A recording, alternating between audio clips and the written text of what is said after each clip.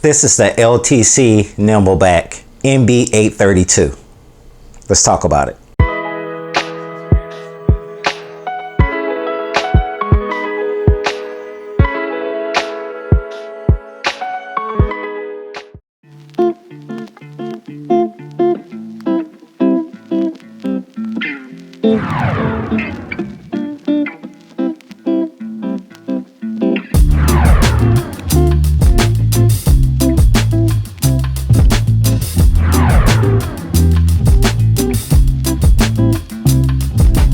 What's up everybody, it's PJ the Great. I hope you're having a super beautiful day, and today we're going to be reviewing the LTC Nimbleback NB832.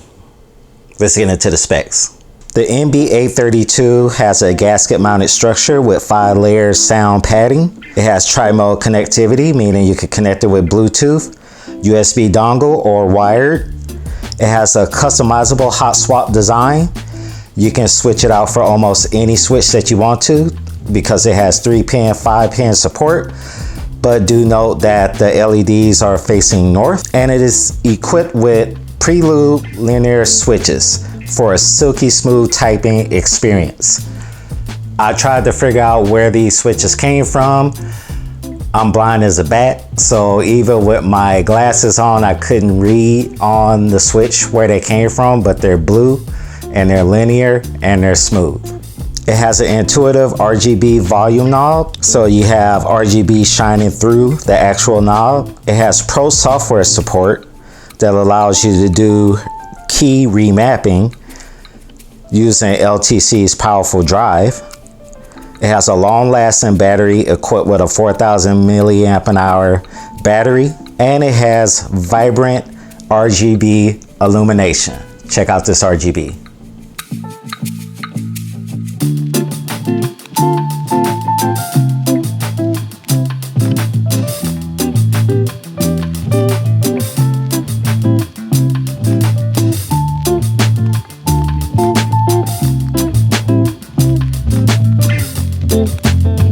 The keyboard feels nice and sturdy in the hand despite it being a plastic build. As you look on the back here, it has 4 rubber feet to keep it from sliding off your desk. Unfortunately, it doesn't allow you to change the height of the keyboard. And you got your little button right here to control your wireless and wired features. And right here is a little storage area for your USB dongle. It is not magnetic, but once you get it in there, it's pretty snug. So what do you get in the box with your LTC Nimbleback? It comes with the keyboard, of course, and you also get your instruction manual. You get a keycap and a switch puller. You get a couple of extra blue creamy switches, and you get your USB cable. It's a USB-C to USB-C cable with an adapter on the end to convert one end to USB-A, because not a lot of us have a lot of USB-C ports on our PCs. I know I only have one, and I'm not wasting it on a keyboard. The keycap design on here is pretty nice, rounded style keycaps. It lends well to the design of the keyboard as well as the sound when you're typing on it. There's a profile right there. And speaking of the keycaps, let's go ahead and get a listen to a typing test along with the stabilizers. Here we go.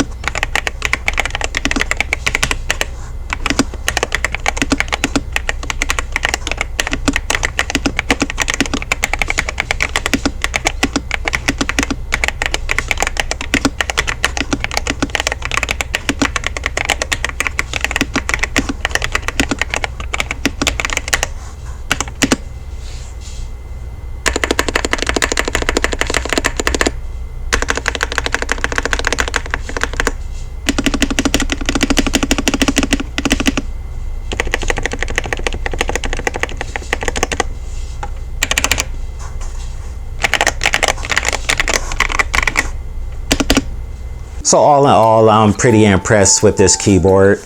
It's a pretty nice pickup for only $49.99 at the time of shooting this video, and you can pick it up on Amazon.com. Full disclosure, I was sent this keyboard for free, but all of the opinions that I'm sharing in this video are of my own, and I was not paid to do this review. Now, what would I rate this on a scale of 1 to 10? I would give this keyboard a solid 8.5 out of 10. I think it's great. It's a solid build. It's a joy to type on. It feels great and sturdy. My only knock with it would be the fact that you don't have any ability to rise the keyboard up.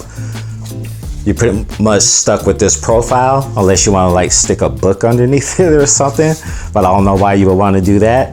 That's the only knock that I can give it. Otherwise, it feels pretty sturdy. It's a joy to type on. I love the fact that it's hot swappable and you can swap out the keycaps as you see fit. I'm not quite sure about modding capabilities, if you can open this up and mod it if you want to, but it is gasket mounted. The flex is very minimal, and it's got a lot of sound dampening here too, so you might not even need to open this thing up and mod it. So if you like this video, do me a favor and give it a big old thumbs up. Don't forget to hit that subscribe button on your way out. And until I see you in the next keyboard or trackball review, this is your boy PJ the Great saying Audi 5000G. These keyboards and they're like weird names. LTC Nimbleback NB832. Where does that come from? I don't know. Try to memorize that though.